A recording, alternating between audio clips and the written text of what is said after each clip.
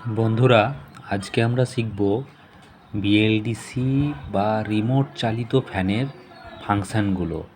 তো আগে যেসব ফ্যান আমরা ব্যবহার করতাম সেগুলি থেকে এই রিমোট চালিত ফ্যানের ফাংশানগুলো অনেকটাই আলাদা। সেই জন্য জেনে নেওয়া যাক কী কী ফাংশান এর মধ্যে আছে। তো প্রথমে যে আমাদের মেন পাওয়ার সাপ্লাই, সেখানে সুইচ অন করতে হবে প্রথমে।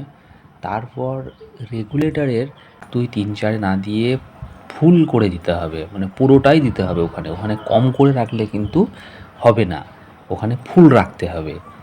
তারপর এই যে দেখছেন রিমোটটি, এই রিমোটের প্রথমে অফ বাটন প্রেস করতে হবে। তারপর 10 সেকেন্ডের মধ্যে এই এক বাটন, মানে ওই অন বাটনটি প্রেস করতে হবে, কিন্তু 10 সেকেন্ডের মধ্যে করতে হবে, একটু দেরি করলে হবে না। এই 10 সেকেন্ডের মধ্যে প্রথমে অফ বাটন, তারপর এক প্রেস করলেই কিন্তু ফ্যানটি চালু হয়ে যাবে।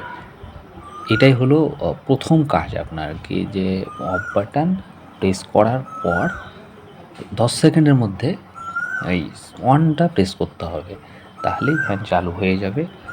এরপর অনেক ফাংশান আছে। তারপর তো নর্মাল যেগুলো আপনি 2 3 4 5 যেমন দেবেন সেরকম ফ্যানের স্পিড বাড়বে।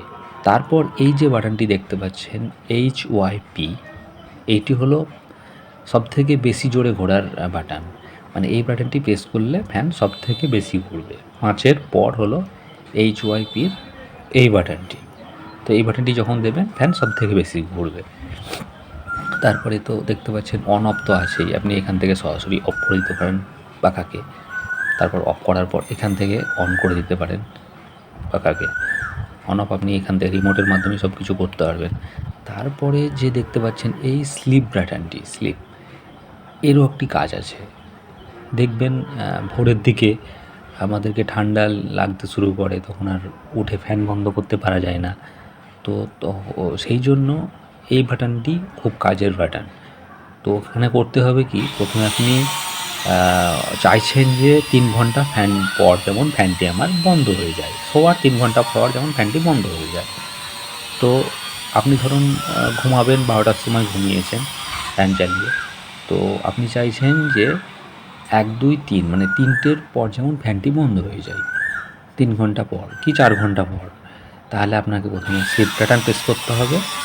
তারপর এই 3 আওয়ার্স কি 4 আওয়ার্স প্রেস করতে হবে।